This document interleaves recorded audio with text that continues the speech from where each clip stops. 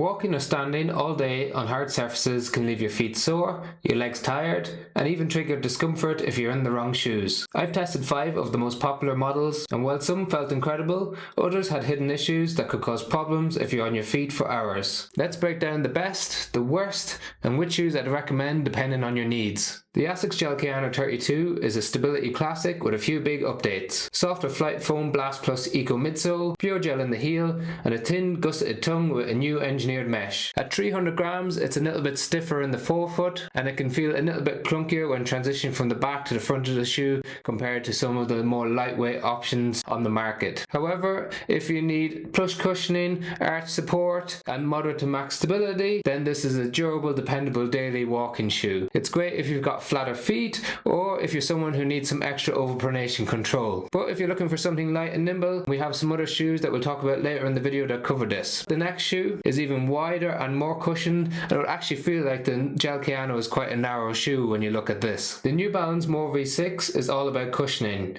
44 mils in the heel, 40 in the forefoot, and that Fresh Foam X midsole.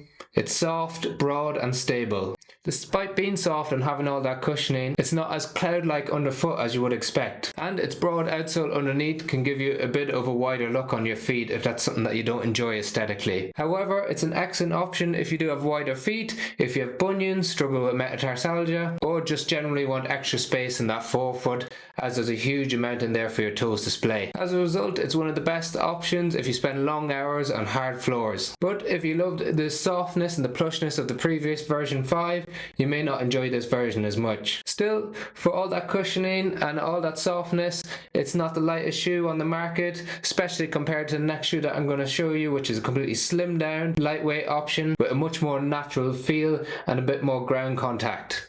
The Altra Experience Flow 2 is unique, a natural shoe with a 4mm drop and Altra's foot-shaped fit. The new Ego P35 midsole makes it lighter and more versatile, while the mild rocker helps you roll forward.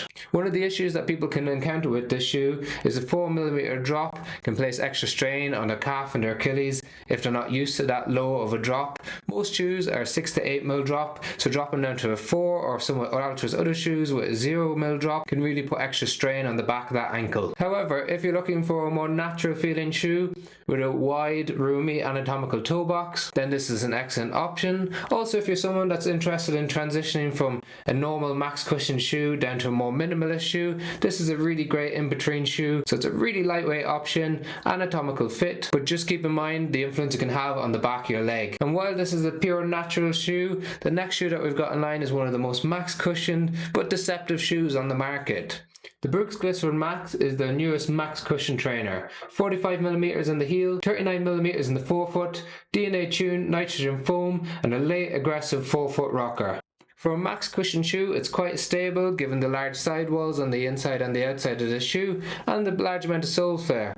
However, because it's got so much volume of cushioning, if you have a job that requires changing direction or lifting heavy objects, it might be a little bit too unstable and challenge your ankle ligaments a bit too much. However, it is amazing if you're looking for plush comfort that's quite energetic, responsive, but still has that cloud-like feel. It's great for those long shifts, especially if you're standing or walking for long periods of time. But if you're looking for something firmer, not as squishy, this may not be a great option for you. Now that's max cushioning covered. If you want more of a lightweight but stable shoe, we've got a real treat for you in the next option. The Hoka Arahi 8 is one of the lighter stability shoes. Just 269 grams with a H-frame, dual density midsole to control inward rolling. The new mesh upper also makes it feel wider than the previous versions. The CMEVA cushioning that we see in the Arahi 8 is slightly firmer than what we see in some of the other Hoka models and in some of the other shoes that we discussed. That's great for giving you extra elements of stability combined with its H-frame, but you won't get that plush softness that you felt in the Gel-Kayano 32. It's ideal if you want a stability shoe that focuses on keeping you centered in the shoe, helps to control pronation moments,